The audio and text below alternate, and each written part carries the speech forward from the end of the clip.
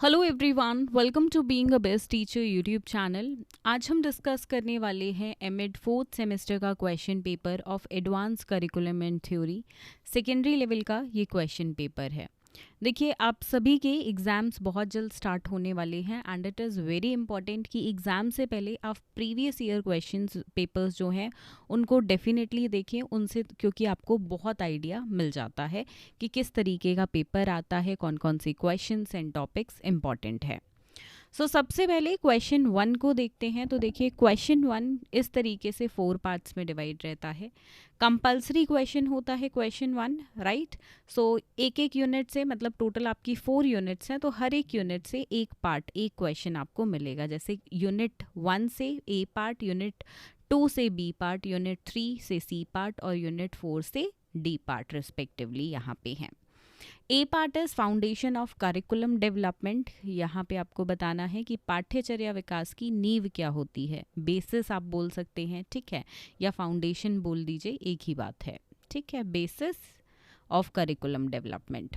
Factors influencing curriculum change, पाठ्यक्रम परिवर्तन को कौन कौन से ऐसे तत्व हैं जो प्रभावित करते हैं, कौन से कारक प्रभावित करते हैं।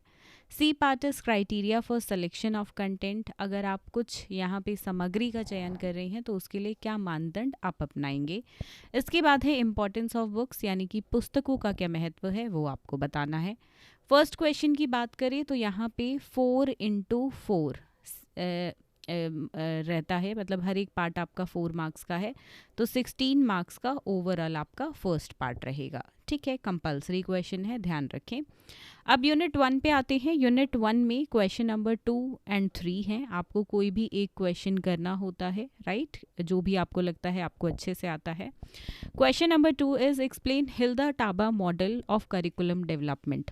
देखिए, अगर आप इस सब्जेक्ट के लिए प्रिपेयर कर रहे हैं तो हिल्दा टाबा का टॉपिक ना आए ऐसा हो ही नहीं सकता है। मोस्ट इम्पॉर्टेंट टॉपिक है, डेफिनेटली 99.9% जो है ये एग्ज़ाम में पूछा जाने वाला, हर साल पूछे जाने वाला क्वेश्चन है। Next is question number 3, discuss in detail the concept and criteria of curriculum development. Generally Hilda Taba के मॉडल के साथ सेकेंड क्वेश्चन जो हमें इस यूनिट से देखने को मिलता है क्वेश्चन पेपर में, वो यही होता है कि करिकुलम डेवलपमेंट के बारे में कुछ भी पूछ लेता है, लाइक उसका कॉन्सेप्ट पूछ लेगा, क्राइटेरिया पूछ लेगा या और कुछ। बेसिकली करिकुलम डेवलपमेंट से जो है एक क्वेश्चन हमें यूनिट 1 से हर साल देखने को मिलता है।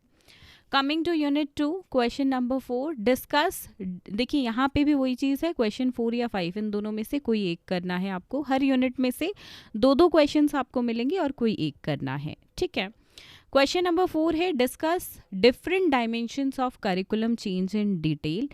पाठ्यचर्या परिवर्तन के विभिन्न आयामों की विस्तार से चर्चा आपको करनी है। Question number 5 is discuss in detail various factors influencing curriculum change. कौन कौन से ऐसे लाइक तत्व हैं जो यहाँ पे करिकुलम चेंज को प्रभावित करते हैं, कौन से ऐसे कारक हैं। देखिए, ये क्वेश्चन हम देखें तो ये क्वेश्चन ऊपर भी पूछा गया है। क्वेश्चन नंबर 1 में 4 मार्क्स का आया और यहाँ पे 16 मार्क्स का आया है, ठीक है। ये बेनिफिट रहता है, राइट, कि भाई एक ही टॉपिक पढ़ा हुआ जो है वो 20 मार्क्स में जनरली आपका पूछ लिया गया। तो इस तरीके से आपको रिपीटेशन भी बिल्कुल अपने पेपर में देखने को मिल सकता है।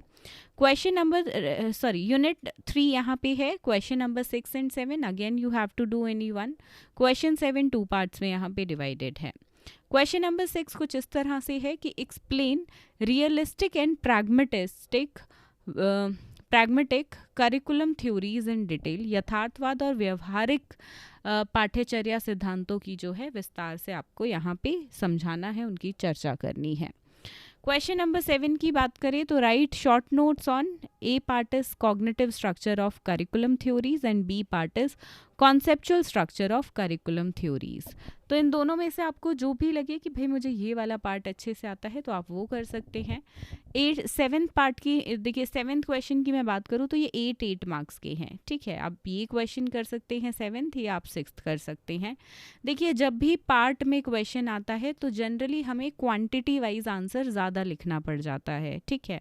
तो अगर टाइम कम हो तो मेरी एडवाइस आप सभी को यही रहेगी, आप ये क्वेश्चन अटेंड करें, ना कि ये। अगर टाइम की कमी है, आपकी स्पीड स्लो है, या या क्वेश्चन नंबर 1 में, 2 में, 3 में, मतलब जनरली क्वेश्चन जो आपने कंपलसरी क्वेश्चन किया फिर यूनिट 1 से क्वेश्चन, यूनिट 2 से क्वेश्चन, अगर वो आपने यहाँ पे टाइम लगाया है उनमें, तो यूनिट 3 से इस तरह का या यूनिट 4 से इस तरह का पार्ट्स का क्वेश्चन आए तो उसको अटेंड जनरली ना करें।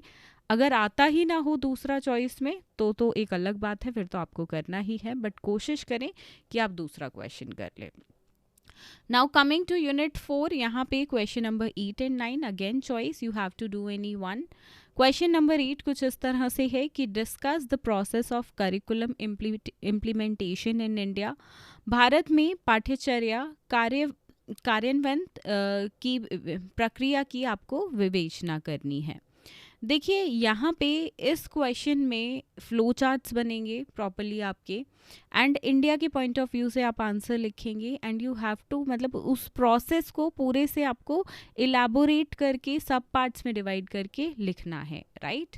Now coming to question number 9, write short notes on. Again देखिए इस तरह का क्वेश्चन है, टाइम कम हो तो डेफिनेटली ना करें, क्योंकि अगर आप लगा लीजिए यूनिट 3 से भी पार्ट वाला क्वेश्चन कर रहे हैं और यूनिट 4 से भी, ये आपके लिए बहुत टाइम कंज्यूमिंग हो जाएगा। बहुत स्टूडेंट्स पूछते हैं कि कितना लिखना चाहिए, तो देखिए मैं आपको बता दूं 16 मार्क्स का अगर क्वेश्चन है तो उसके लिए जनरली आप 6 to 8 पेजेस लिखें, इससे ज़्यादा लिखने की बिल्कुल ज़रूरत नहीं है। 6 में आंसर ख़त्म कर दें, इससे ज़्यादा पे भी ना लेके जाएं।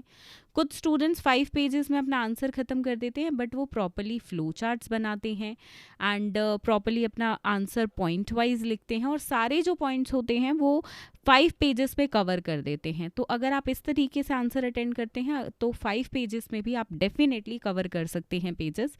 बट जो जनरली एक्सपेक्टेशन रहती है, जो आपके एग्जाम्स को पेपर्स को चेक करते हैं, तो 6 to 8 पेजेस की एक्सपेक्टेशन रहती है।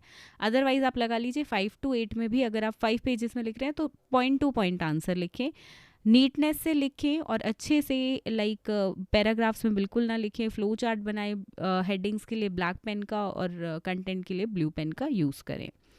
अब बात करते हैं 8 मार्क्स के आंसर की। तो देखिए 8 मार्क्स के आंसर के लिए यहाँ पे 3 से 4 पेज, 3 तो आपको मिनिमम लिखने ही है, 4 पेजेस मैक्सिमम इतनी ज़रूरत हो जाती है। तभी देखिए 6 पेजेस का आंसर ऑटोमेटिकली जाएगा ही जाएगा, ज़्यादा से ज़्यादा 8 पेजेस का आंसर जाएगा। तो 5 में आप यहाँ पे लिमिट बिल्कुल ना करें अपने आंसर को। बेशक से देखिए आप 5 पेजेस में अपना आंसर लिखते हैं 16 मार्क्स का, और छठे पेज को सिर्फ आप वहाँ पे लगा लीजिए 1/4 यानी कि 1/4 हिस्सा आप पेज का भरते हैं या आधा पेज भरते हैं, तो उतना भी इनफ होता है। क्योंकि देखिए क्वालिटी तो हमेशा से मैटर करती है, बट कहीं ना कहीं क्वांटिटी भी मैटर करती है यूनिवर्सिटी में। So it is very important, आप इस चीज़ का भी ध्यान रखें। सो यहाँ पे देखिए ए पार्ट है importance of teachers handbook and B part है करिकुलम रिसर्च इन इंडिया। तो यहाँ पे इन दोनों का आंसर आपको लिखना होगा। सो इस तरीके से कुछ पेपर सेट किया गया है, and this is the previous year paper. And definitely यहाँ पे आप प्रीवियस ईयर पेपर के जितने भी टॉपिक्स हैं वो इम्पॉर्टेंट रहते हैं, तो इन सभी टॉपिक्स को जो है ज़रूर पढ़ें, राइट। तो हम बात करें ओवरऑल 50% से प्लस तो है टॉपिक्स डेफिनेटली रिपीट आराम से हो जाएंगे। सो जो स्टूडेंट्स यहाँ पे भागते दौड़ते हुए बिल्कुल तैयारी कर रहे हैं, ज़्यादा अच्छे से नहीं पढ़ रहे हैं एंड लास्ट मोमेंट पे या प्रिपरेशन कर रही हैं, वर्किंग है तब प्रिपरेशन कर रही हैं, या किसी कारणवश प्रॉपर्ली नहीं पढ़ पाए हैं, तो आप इस क्वेश्चन पेपर में जितने भी टॉपिक्स हैं या at least 70% of this question paper उतने टॉपिक्स तो डेफिनेटली करें। सो इस वीडियो के लिए सिर्फ इतना ही। मिलेंगे बहुत जल्द एक नई वीडियो में, डिस्कस करेंगे कोई और पेपर। तब तक के लिए ध्यान रखिए अपना, ध्यान रखिए अपनों का। धन्यवाद। जय हिंद।